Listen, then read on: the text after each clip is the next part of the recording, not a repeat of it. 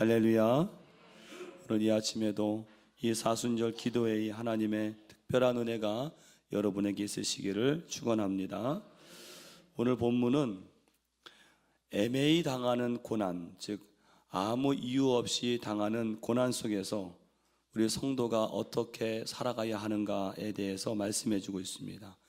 여러분, 고난이 무엇입니까? 고난의 사전적인 뜻은 말 그대로 괴로움과 어려움입니다. 그런데 분명한 사실은 괴로움과 어려움이라고 해서 다 고난이라고 말하지는 않습니다. 가령 어떤 사람이 범행을 저지르고 나서 감옥에 가면 괴로움과 어려움을 겪습니다. 이때 우리는 이 범인이 고난을 받는다고 말하지 않습니다. 그건 고난이 아니고 응당 받아야 할 처벌입니다. 본문 20절이 바로 그 말씀의 이야기입니다. 20절 보시면 어떤 말씀이 있습니까? 죄가 있어 매를 맞고 참으면 무슨 칭찬이 있으리요. 죄가 있어 당하는 괴로움과 어려움은 당연한 대가이지 고난이 아니라는 것입니다. 그러면 무엇을 고난이라고 할까요? 칭송을 받고 보상을 받아야 할 행동을 했음에도 괴로움과 어려움을 겪을 때 그것을 바로 고난이라고 합니다. 우리는 지금 사순절을 지나고 있습니다. 바로 예수님이 고난을 당하신 것을 묵상하는 절기인데, 여러분, 예수님의 고난은 고난 중에 고난입니다. 왜냐하면 예수님은 이 땅에 오셔서 가장 칭송을 받을 만한 삶을 사신 분입니다. 예수님은 가는 곳마다 육신의 병과 영혼의 마음의 병을 고쳐주신 분입니다. 예수님은 또한 가장 탁월한 진리로 많은 사람들을 하나님 앞으로 인도하셨습니다. 그럼에도 예수님은 마지막에 인간이 당할 수 있는 가장 큰 고통, 가장 큰 괴로움, 가장 큰 수치와 가장 큰 어려움을 겪으셨습니다. 여러분, 예수님의 고난이야말로 고난 중에 고난인 것입니다. 여러분, 혹 이 사순절을 지나면서 고난 중에 있습니까? 애매히 고통을 겪고 이유 없이 어려움을 당하고 계십니까? 우리 앞서서 고난을 당하신 예수님을 바라보심으로 위로를 받으시기를 간절히 바랍니다. 우리가 고난 중에 성도가 가져야 할 자세가 무엇인가? 오늘 본문을 가지고 세 가지로 은혜를 나누겠습니다. 첫 번째로, 구원받은 성도는 어떤 고난에 처하든지 선을 추구해야 합니다. 구원받은 성도는 어떤 고난에 처하든지 선을 추구해야 합니다. 오늘 본문은 종들에게 주는 교훈으로 시작을 합니다. 특히 베드로는 종들 가운데서 구원받은 종들에게 선한 삶을 살라고 교훈하고 있습니다. 여러분, 18절 말씀 보시면 거기에 맨 처음에 사환들이 나옵니다. 사환들은 집안의 종들을 가리키죠. 여러분, 당시에 종은 인간 이하의 취급을 받고 주인이 시키는 대로 사는 존재입니다. 종이 무슨 고상한 가치를 추구하거나 교훈을 따라 살 이유가 없습니다. 그런데 오늘 베드로는 비록 종이라도 구원받은 종은 다르게 살아야 한다, 그렇게 말씀하고 있습니다. 여러분, 성경 시대의 종들은 지금으로 말하면 이런 부하 직원들이지요. 여러분, 종들이나 부하 직원들의 일반적인 생각 중에 하나는 뭐냐면, 내가 주인이나 상사를 대할 때 내가 어떻게 주인과 상사를 대하는가는 그 주인이나 상사가 나에게 어떻게 하느냐에 따라서 다르게 해야 한다, 그렇게 생각합니다. 쉽게 말해서 착한 주인에게는 내가 착한 종이 될 수 있지만 나쁜 주인에게는 착한 종이 될 수 없고 되어서도 안 된다고 생각하는 것입니다. 그런데 오늘 베드로는 그에 대해서 파격적인 선언을 하고 있습니다. 18절 말씀을 같이 읽어보겠습니다. 사환들아, 범사에 두려워함으로 주인들에게 순종하되 선하고 관용하는 자들에게만 아니라 또한 까다로운 자들에게로 그리하라. 아멘. 여기 보니까 선하고 관용하는 자들에게만 아니라 까다로운 자들에게도 그리하라. 무슨 말입니까? 설사 주인이 나빠도 너희는 착한 종이 되라는 것입니다. 그것이 바로 그리스도로 말미암아 구원받은 종의 모습이라는 것입니다. 여러분, 우리 그리스도인은 달라도 뭔가는 달라야 할 줄로 믿습니다. 내 형편과 처지가 어떠하든, 비록 내가 낮고 힘없는 위치에 있다 하더라도 우리는 달라야 합니다. 내가 있는 그 자리에서 내가 할 수 있는 선을, 최선을 다해서 행해야 합니다. 그것이 바로 구원받은 사람들, 그리스도인의 삶인 줄로 믿습니다. 우리 예수님께서도 마태복음 5장 16절에서 말씀하시기를 이같이 너희 빛이 사람 앞에 비치게 하여 그들로 너희 착한 행실을 보고 하늘에 계신 너희 아버지께 영광을 돌리게 하라. 그렇게 말씀하셨습니다. 우리 그리스도인들은 내가 힘 있는 위치이든 힘이 없는 위치이든 내가 부리는 위치이든 부림을 당하는 위치이든 어느 자리이든 그 위치에서 착한 행실을 추구하는 사람들인 줄로 믿습니다. 두 번째로 우리는 고난을 당할 때 하나님을 생각하라는 것입니다. 고난을 당할 때 하나님을 생각하라. 고난을 당할 때 세상은 어떻게 합니까? 사람이나 환경을 탓합니다. 그러면 성도는 어떻게 해야 합니까? 성도는 하나님을 생각해야 합니다. 저와 여러분은 고난을 당할 때 누구를 주목하고 계십니까? 우리가 어떻게 하나님을 생각할까요? 구체적으로 오늘 말씀 보니까 세 가지로 하나님을 생각하라고 합니다. 먼저는 고난을 당할 때 혹 하나님께 회개할 죄가 있나 돌아보라는 것입니다. 고난을 당할 때 하나님께 회개할 죄가 있나 돌아보라. 여러분 20절 말씀 보면 거기에 죄가 있어 매를 맞고 그런 말씀이 있습니다. 죄가 있어 매를 맞고, 이 말은 고난 중에는, 고난 가운데는 죄로 말미암은 고난이 있다는 것입니다. 그러므로 참된 신앙인은 고난을 겪을 때 자신의 죄를 돌아보아야 됩니다. 여러분 다윗을 생각해 보시기 바랍니다. 다윗은요, 사무엘상 16장에 보니까 다윗의 아들 압살롬의 반역으로 급히 궁을 떠나서 피신을 하게 되었습니다. 그때에 백성 중에 시므이란 자가 이 다윗 왕을 모독하는데 피신 가는 왕에게 돌을 던지면서 말하기를 사악한 자여 가거라 가거라, 왕에게 그렇게 했습니다. 백성으로부터 참을 수 없는 모욕을 당할 때 다윗이 얼마나 괴로웠겠습니까? 그때 다윗의 신복들이 도저히 그걸 볼 수가 없어서 저 시므이를 참하겠습니다, 죽이겠습니다 청하는데 다윗이 그때 뭐라고 말한지 아십니까? 다윗이 말하기를 그가 저주하는 것은 여호와께서 그에게 다윗을 저주하라 하심이니 내가 어찌 그리하였느냐 할 자가 누구겠느냐 하면서 그냥 저주하게 내버려 두는 것을 볼 수가 있습니다. 무엇을 말합니까? 다윗은 자신에게 와진 고난이 자기의 허물과 실수를 깨닫게 하시기 위한 하나님의 손길임을 알았다는 것입니다. 야곱도 마찬가지입니다. 야곱이 세겜의 환난을 당할 때 그 환난은 의인의 고난이 아니었습니다.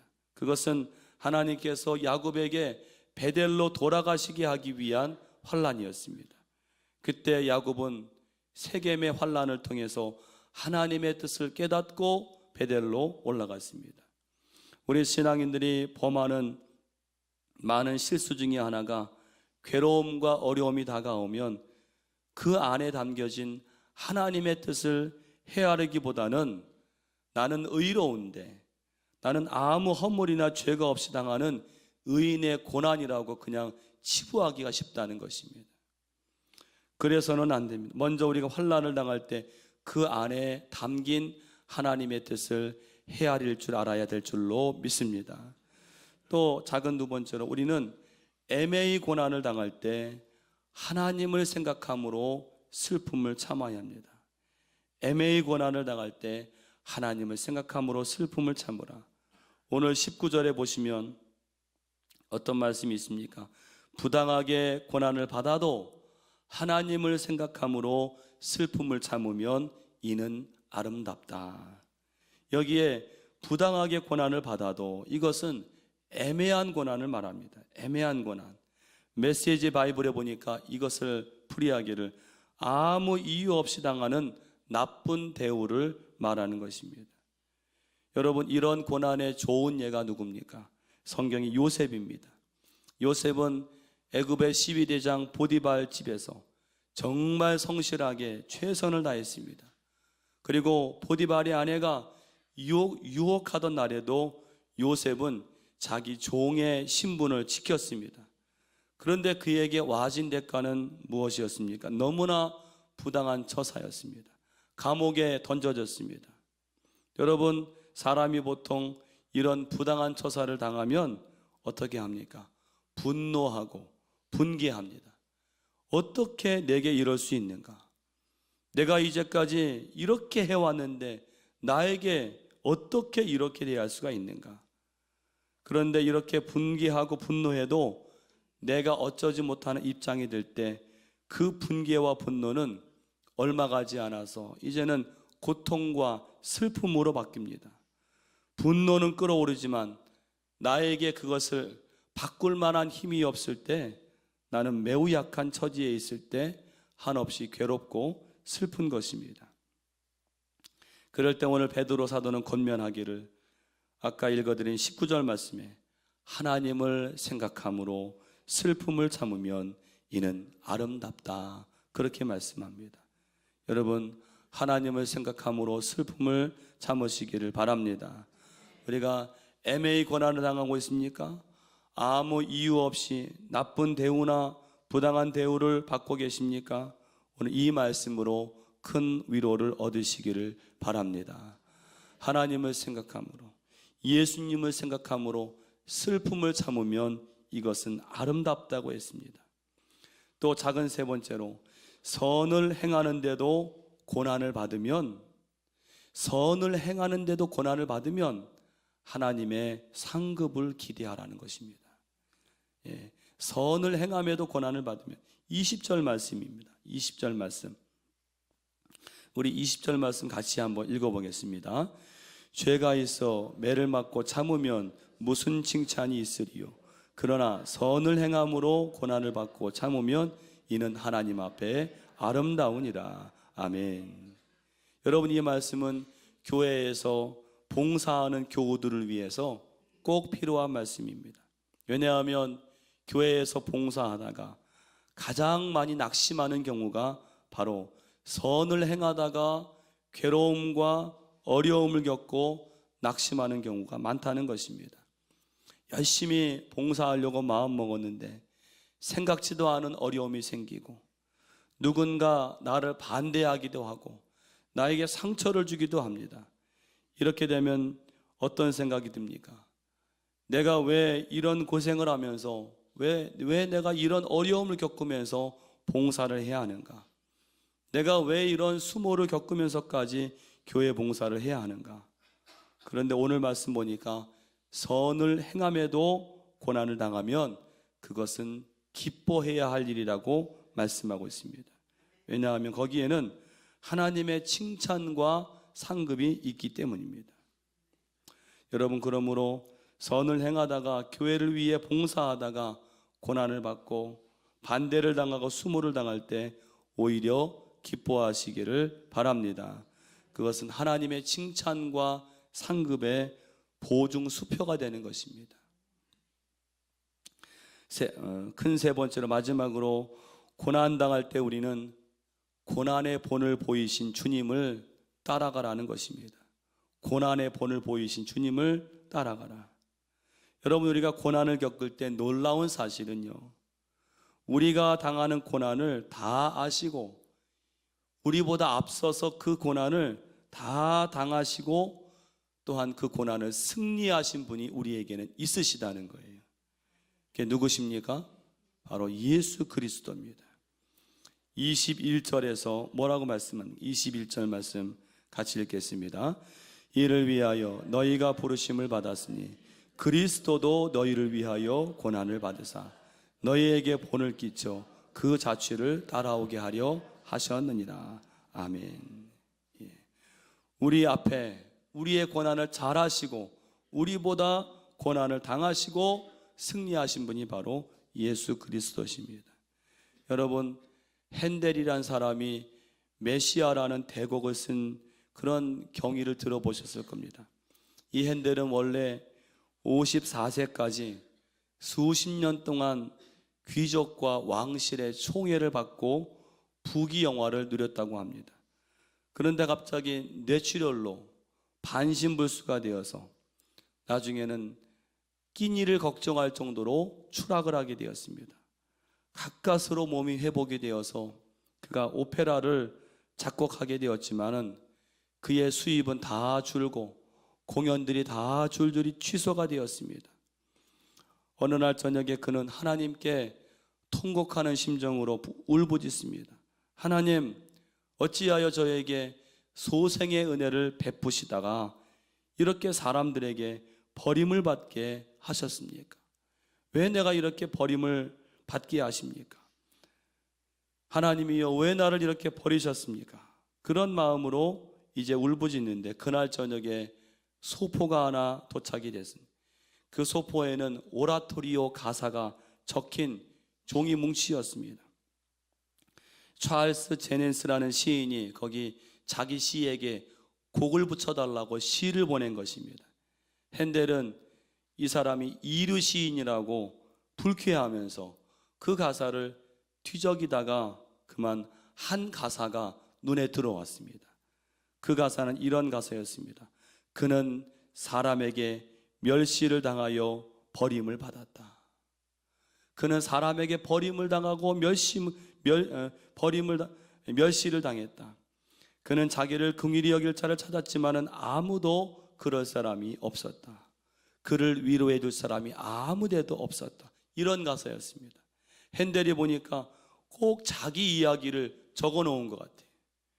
나와 너무나도 똑같은 처지에 있는 그 사람이 누구냐 했더니 바로 우리 예수님이 나처럼 사람에게 버림을 당하시고 멸시를 당하시고 그는 너무나 큰 영감을 은혜를 가지고 원고를 써내려갔습니다.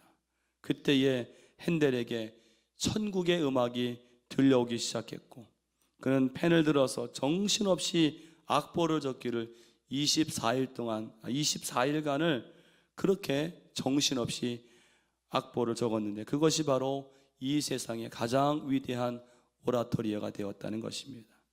여러분, 오늘 내가 당하는 고난 속에서 고난의 본을 보이신 주님을 발견하는 사람은 복된 사람인 줄로 믿습니다. 우리 모두도 주님의 뒤 그 고난의 발자취를 따라가는 사람들로서 기쁨으로 나갈 때에 우리도 핸델처럼 영광과 승리를 경험하게 될 줄로 믿습니다. 기도하겠습니다.